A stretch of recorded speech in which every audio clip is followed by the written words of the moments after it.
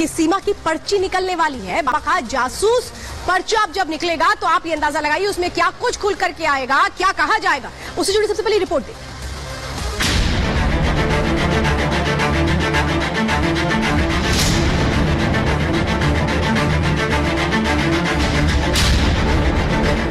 कि मुझे जेल में डाल दे, मुझे कोई दुख नहीं रहेगा, मगर मुझे पाकिस्तान ना भेज दे। पाकिस्तान नहीं जाना चाहती, प्लीज।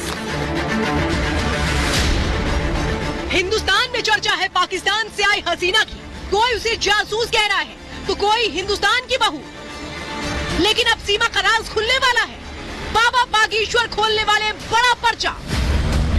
पता चलने वाला है कि सीमा गुलाम हैदर की बेगम बनकर रहेगी या फिर बनेगी सचिन की दुल्हनिया। सीमा के बच्चे पाकिस्तान जाएंगे या हिंदुस्तान में ही रहेंगे। सीमा को जेल होगी या फिर सचिन से मेल। हर रात से उठ सकता है पर्दा। मैं यहाँ की जेल में जिंदगी बिता लूंगी, मैं वापस नहीं जाऊंगी। कि मुझे जेल में डाल दे, मुझे कोई दुख नहीं रहेगा, मगर मुझे पाकिस्तान ना भेज दे। पाकिस्तान नहीं जाना चाहती, प्लीज। मैं इनकी मोहब्बत में आई हूँ।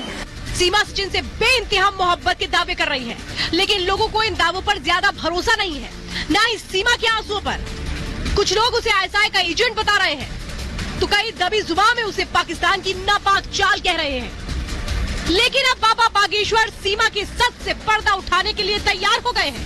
कह दिया है कि दरबार में आओ और पूरा सच सुन जाओ। एक महिला है, वो पाकिस्तान से हिंदुस्तान आ गई।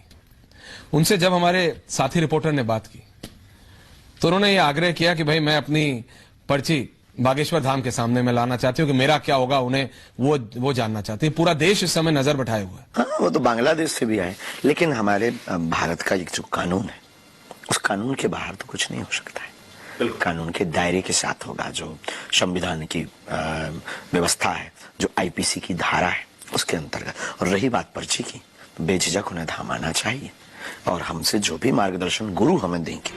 सीमा अपनी मोहब्बत का हर इम्तिहान देने के लिए तैयार है। हो सकता है कि बाबा के बयान के बाद वो दुनिया को सच बताने के लिए जल्द दरबार में हाजिरी लगाती नजर आए, क्योंकि सीमा भी अभी ग्रेटर नोएडा में है और बाबा का दरबार भी यही सज रहा है। पुलिस और जांच एजेंसी सीमा की सच की पड़ताल कर रही है। देर सवेर सीमा का सच सामने आ ही जाएगा। लेकिन अगर सीमा के दावे सच भी है तो भी वो दरबार में आकर भविष्य पूछ सकती है और बाबा इसके लिए बिल्कुल तैयार है। Bureau report, Republic Bharat. और चलिए बात करते हैं अंदर खबर में। आज की एक और बड़ी खबर की वो तस्वीरें रोज आप देख रहे होंगे। आफत ओवरफ्लो है। हर तरफ पहाड़ से लेकर मैदान तक जो स्थितियां बनी हुई हैं वो बता रही हैं कि जिंदगी कैसे आफत में आ चुकी है। सबसे पहले इससे जुड़ी रिपोर्ट देखिए, फिर आगे की जानकारियां देंगे।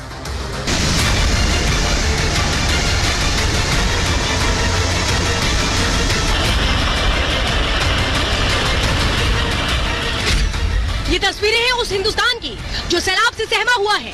देश के हर कोने में कुदरत तांडव कर रही है। हिमाचल की मंडी में तबाही थमने का नाम नहीं ले रही, तो राजधानी दिल्ली भी खतरे के निशान को छू रही है। उत्तराखंड रेड अलर्ट पर है, तो हरियाणा पंजाब में किसानों की साल भर की मेहनत पर पानी फिर गया। जिस महादेव को साक्षात संहारक माना जाता है, आज उन्हीं महादेव का मंदिर मंडी में जलमग्न हो गया। पंचवक्त्र महादेव का मंदिर, जिसके सामने व्यास नदी बहती है।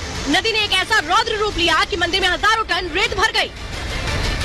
जो मंदिर का वाटर लेवल है वो फिर से बढ़ने लगा है। और यहाँ पर देखिए एक चट्टान है, कल ये चट्टान बिल्कुल दिख रही थी, फिर से इस चट्टान पर पानी चढ़ना शुरू हो गया है। जिस ब्रिज पर हम हैं, यहाँ पर पुलिस की तैनाती की गई है। इक्का दुक्का लोगों को आने जाने दिया जा रहा है। हमें भी जाने की मनाही थी, लेकिन तस्वीरें बिल्कुल डराने वाली हैं। पूरे मंदिर में पानी भरा था। व्यास नदी पूरे उफान पर बह रही है। उससे टकराने का मतलब है अंत। मेरे ठीक पीछे जो आप ब्रिज देख रहे हैं उसे सुकेतु का ब्रिज कहते हैं। पंचवक्त्र महादेव का जो मंदिर, उसके ठीक पीछे ये पुल है। ये पुल शहर को बाबा के मंदिर से जोड़ता है। और देखिए पुल की हालत देखिए, ये लोहे का भारी भरकम पुल पानी के तेज बहाव की वजह से बिल्कुल टूट गया, जलमग्न हो गया। हिमाचल प्रदेश में कई जगहों पर हालात इस कदर बिगड़ गए कि हिमाचल प्रदेश के मुख्यमंत्री और डिप्टी सीएम खुद ग्राउंड जीरो पर उतरे और हालात का मुआयना किया। सीएम सुखविंदर सिंह कुल्लू पहुंचे और वहां बाढ़ से प्रभावित इलाकों का एरियल सर्वे किया। वहीं डिप्टी सीएम मुकेश अग्निहोत्री ने मंडी में बाढ़ प्रभावित इलाकों का जायजा लिया। कुल्लू को कैसे बहाल करना, कुछ ऑफिसर हम कुल्लू भेज रहे हैं, आईपीएच के शिमला से भेज रहे हैं, ताकि कुल्लू में पानी व्यवस्थित हो सके। मंडी का आज हम काफी हद तक पानी को सही कर लेंगे। उत्तराखंड में हर बीतते लम्हे, हर बीतते दिन के साथ हालात खराब होते जा रहे हैं। जगह जगह लैंडस्लाइड की घटनाएं हो रही हैं। पहाड़ों से लगातार पत्थर गिर रहे हैं। मौसम के मिजाज के साथ राज्य के हालात बदतर हैं। प्रदेश में भारी बारिश का रेड अलर्ट जारी है। राज्य के 5 से ज्यादा जिलों में स्कूल बंद है और प्रदेश में लगभग 150 से ज्यादा सड़कों पर आवाजाही रुकी हुई है। हालात तो पूरे उत्तर भारत के लगभग एक से हैं। फिर चाहे बात हरियाणा की हो, दिल्ली की हो या फिर पंजाब की। पंजाब के निचले इलाकों में मौजूद कुछ घरों में सैलाब ने ऐसी तबाही मचाई कि लोगों के पास न खाने को कुछ बचा न पहनने को। हम इस वक्त एक घर में मौजूद हैं जो घर है ब्यास नदी से लगभग 25 से 30 मीटर की दूरी पे है। हालांकि ये घर भी पानी के अंदर समा गया था एक टाइम पे, लेकिन जब पानी का लेवल थोड़ा सा कम हुआ तो ये घर जो है वो बच गया। 2 दिन पानी इस घरों में रहा है और ये तस्वीर सामने जो है वो वॉशरूम्स हैं इस घर के। सिर्फ दरवाजे बच चुके हैं, बाकी दीवारें और वॉशरूम सब तहस महस हो गया। किसानों की मेहनत पर भी पानी फिर गया। यहाँ पर ये खेत है, ये फसल सब कुछ बर्बाद हो चुकी है। यहाँ पर देखिए, यहाँ पर ये गन्ने की और धान की खेती थी, सब कुछ पानी में लबालब हो चुकी है। नुकसान तो ऐसा मैम, हमारे खुद के 8 एकड़ जमीन है जिसमें हमारी फसल यानी कि अब तक कुछ नहीं बचा है। ये तो जो भी हमने लगाया था धान वगैरह और गन्ना वगैरह, ये सब हमें दोबारा मेहनत करनी पड़ेगी। भाई दिल्ली पर डूबने का खतरा लगातार बना हुआ है। कुंड बैराज से 2 लाख क्यूसेक पानी छोड़े जाने के बाद जो किनारे वाले इलाके हैं वहां पर सबसे ज्यादा खतरा मंडरा रहा है। यहाँ लोग ट्रैक्टरों में अपना सामान भर रहे हैं और यहाँ से रवानगी की तैयारी कर रहे हैं, क्योंकि इनके पास अब इसके अलावा कोई और दूसरा तरीका बचा नहीं है और सरकार की तरफ से भी इंतजाम न होने के चलते इनको परेशानियों से 2-4 होना पड़ रहा है। खासकर यमुना के आसपास रहने वाले लोगों के लिए आसमान से बरस रही बारिश बड़ी आफत बनकर आई है। यमुना का पानी देखिए किस तरीके से यहाँ पर लगातार आगे की ओर बढ़ रहा है, जो घरों में अब आने वाले दिनों में घुस सकता है। इसके अलावा देखिए कि बहुत सारे लोगों ने यहाँ पर गाय पाल रखी है, गाय भी यहाँ पर बांधी गई है।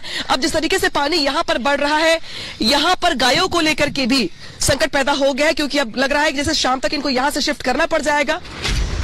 इसका एक बड़ा कारण हथिनी कुंड बैराज को भी माना जा रहा है, जहाँ से लगातार पानी बड़ी मात्रा में छोड़ा जा रहा है। यहीं से सीधा ये यमुना नदी को आगे जा रहा है। पूरे बाढ़ के संकेत माने जा रहे हैं। मैं आपको बता दूं, यहाँ पर बार-बार सायरन बज रहा है। दिल्ली में निचले इलाकों में रह रहे लोगों की बढ़ती परेशानी को देखते हुए उन्हें वहां से शिफ्ट करने का काम शुरू किया गया। और आइए अब आपको बताते हैं कि यमुना का जल स्तर अभी कितना है और क्या दिल्ली डूब जाएगी अगले 24 घंटे में। इस वक्त आपको बता दें जो शाम को लिया गया था वो जल स्तर था 206.67। शाम 6 बजे का मैं जल स्तर बता रही हूँ। और इसी तरीके से अगर आप देखेंगे वार्निंग लेवल जो है 204.50 वार्निंग लेवल से 2 सेंटीमीटर ये ऊपर जा चुका है। अब डेंजर लेवल जो है वो 205.33 मीटर है, उससे भी ये ऊपर जा चुका है। और ये जानकारियां बताती है कि दिल्ली में खतरा कितना बड़ा। जल्दी से मैं आपको बताती हूँ कि कब दिल्ली में ये संकट बड़ा है। वो कौन से साल थे जब यमुना का जल स्तर ऊपर चला गया था। सन 1978 207.49 मीटर हो गया था यमुना का जल स्तर। 2010 में देखें 207.11 मीटर हो गया था। 2013 में 207.32 मीटर हो गया था यमुना का जल स्तर। तो यमुना का जल स्तर कैसे बढ़ा है ये मैं बता रही हूँ आपकी बात। ये 206 क्रॉस कर चुका है। अब देखना यह है कि क्या वाकई दिल्ली डूबेगी। 2021 में 205 मीटर का था, 2023 में देखें तो 206.54 मीटर ये जा चुका है। अब अगली खबर आपको बताएंगे, लेकिन अगली खबर क्या होगी एक छोटे से ब्रेक के बाद आपको बताएंगे कि मुंबई में कैसे वो तस्वीरें सामने आई जिससे बेरहमी की सारी हदें पार कर दी। क्या है मामला, एक छोटे से ब्रेक।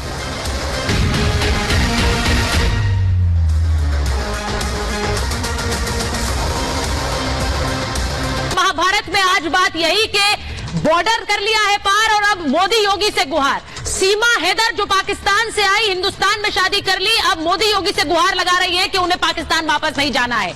लेकिन इसको लेकर हिंदुस्तान में एक अलग बहस छिड़ गई है, क्योंकि पाकिस्तान से आई सीमा हिंदुस्तानी रीति रिवाज अपना चुकी है। लेकिन सवाल उठ रहा है कि हिंदुस्तान की बहू है या पाकिस्तान की जासूस है, क्योंकि हिंदुस्तान में हिंदू रीति रिवाज अपनाने के बाद, शादी करने के बाद उनका स्वागत जरूर हो रहा है सचिन के परिवार में। लेकिन इसी के साथ साथ सवाल यह उठ रहा है कि कहीं सीमा के जरिए एक जासूसी प्लॉट तो सामने नहीं आ गया है। पाकिस्तान से आई सीमा को आखिर बिना वीजा के, बिना इजाजत के और गैर कानूनी तरीके से हिंदुस्तान आकर रहने की इजाजत कैसे दे दी जाए? क्या इसके पीछे कोई साजिश तो नहीं है? आज इसी पर कर रही हूं महाभारत, क्योंकि सीमा हमारे साथ जुड़ेंगी, उनके पति सचिन हमारे साथ जुड़ेंगे और उनके सऊदी अरब में रहने वाले पाकिस्तानी पति भी हमारे साथ गुलाम हैदर जुड़ने वाले हैं। इन तीनों से बात होगी और यह भी बात होगी कि आखिर सीमा के आने, हिंदुस्तान आने और शादी करने के पीछे की मंशा क्या है। सुनिए पहले कि ये पूरी कहानी में लोग क्या कह रहे हैं।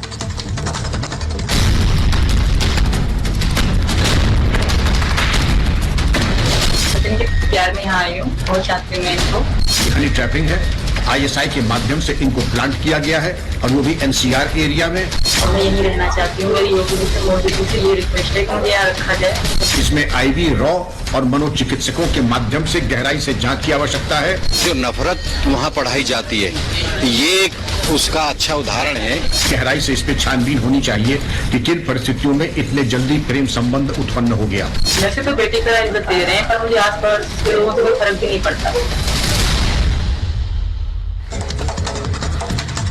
तो यहाँ उनका स्वागत किया जा रहा है, जहां पर सचिन के परिवार में वो पहुंची हैं, वहां आस पड़ोस के लोग भी उनका स्वागत कर रहे हैं। भले ही वहां से शिकायत गई थी, किसी पड़ोसी ने शिकायत की जब ये पूरा मामला खुला है, लेकिन सवाल क्या उठ रहे हैं वो आपको बताती हूँ। क्यों सीमा के हिंदुस्तान आने के पीछे साजिश की बात और जासूसी की बात उठ रही है, क्योंकि सवाल ये है कि क्या सीमा हैदर कोई जासूस है, ये सवाल उठ रहे हैं। गैर कानूनी तरीके से एंट्री सीमा ने क्यों ली, बिना कागज पत्तर के क्यों हिंदुस्तान और कैसे आई, ISI के हनी ट्रैप में क्या सचिन को फंसाया गया, ये सवाल भी उठ रहा है। मेरे साथ अभी कुछ एक्सपर्ट जुड़ने वाले हैं, वो भी इस पर अपनी राय रखेंगे। सीमा का भाई पाकिस्तान आर्मी में है, अब इससे ये शक और पुरजोर हो रहा है और 2 महीने बाद ये पूरी परत खुली है, इसीलिए भी सवाल उठ रहे हैं 2 देशों के बॉर्डर सीमा ने कैसे पार किए, क्योंकि सीमा पाकिस्तान से दुबई और दुबई से नेपाल फिर हिंदुस्तान आई है। अपना देश छोड़ने की हिम्मत कितनों में होती है, वो हिम्मत सीमा में कैसे आई, वो भी पाकिस्तान से हिंदुस्तान आने की हिम्मत कितने कर पाते हैं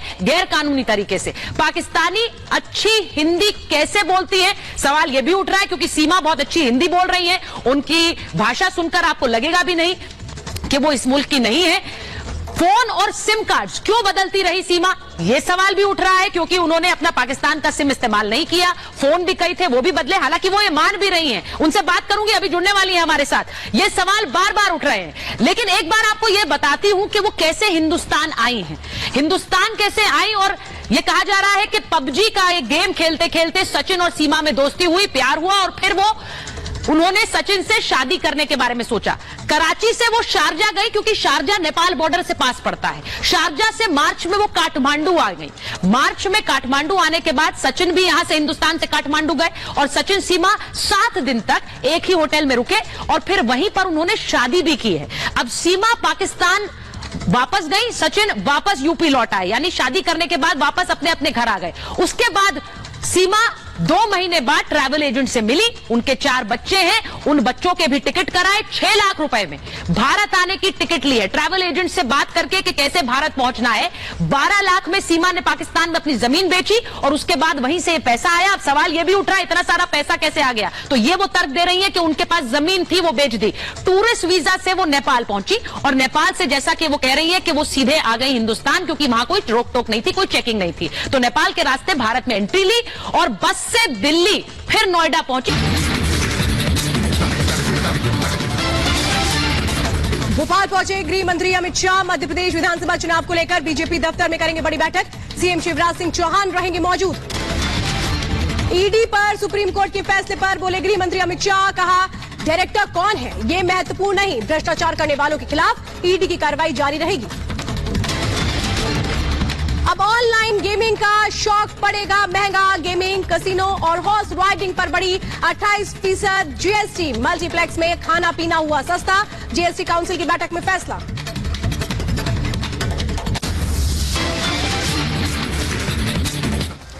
और चलिए अब बात करते हैं मुंबई की। जो तस्वीर आज सामने आई है उसने सवाल खड़े कर दिए, इतनी बेरहमी, इतनी निर्दयता क्यों? और आज इसी सवाल के साथ हम ये पूछ रहे हैं, देखिए सड़क पर अगर कोई अपने परिवार के साथ जा रहा है तो इस तरीके से बेरहमी की जाएगी, ये पारिवारिक मामला है या इससे अलग क्या है? देखिए इस रिपोर्ट में।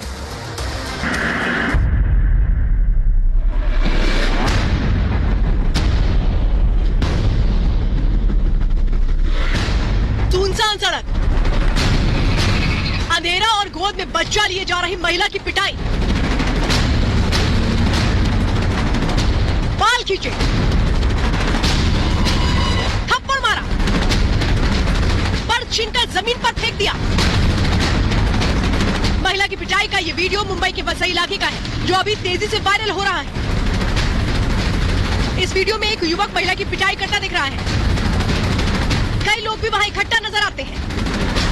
काफी देर तक तो भीड़ तमाशबीन बनी रही। इसके बाद कुछ लोगों ने मारपीट करते हुए युवक को रोका। हंगामे के दौरान ही कुछ महिलाएं वहां आ गईं। और युवक को धक्का देकर दूर ढकेल दिया। काफी देर तक पीड़िता को बचाने की जद्दोजहद चलती रही। बार बार ये शख्स महिला पर हमला करने की कोशिश करता रहा। हालांकि अभी तक ये साफ नहीं हो पाया है कि पिटाई करने वाला ये शख्स कौन है और इसका महिला से क्या संबंध है। Bureau report, Republic Bharat.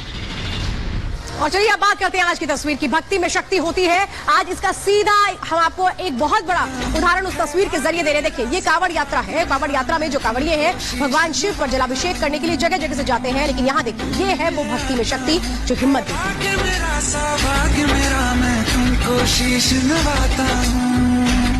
तो ये कहते हैं ना कि आस्था के आगे कुछ नहीं टिकता है। जिसको विश्वास है उसके लिए दुनिया में कुछ भी पाना नामुमकिन नहीं है। और यही वो तस्वीर है जो बताती है कि चाहे हालात स्थितियां कैसी भी हो, लेकिन अगर विश्वास है तो सब कुछ किया जा